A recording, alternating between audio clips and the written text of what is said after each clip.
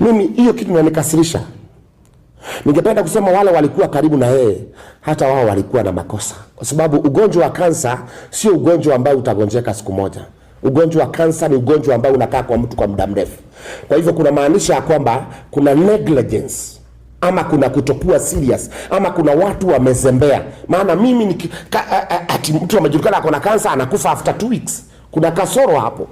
Kuna kasoro hapo, maana huyu mtu angekuwa, Betty Bayo si mtu wa mtu mmoja. Betty Bayo is a national figure, ni mtu mkubwa.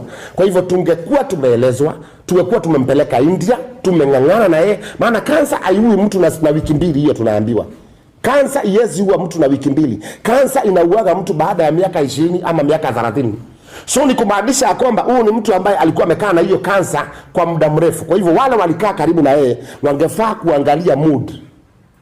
Wangeangalia mood, wakiona kasoro ya mtu wampeleke for a check up, hata kama ni nje ya nchi, hata kama ni kuchanga tuchange, na pengine leo atungekuwa mahali tuko.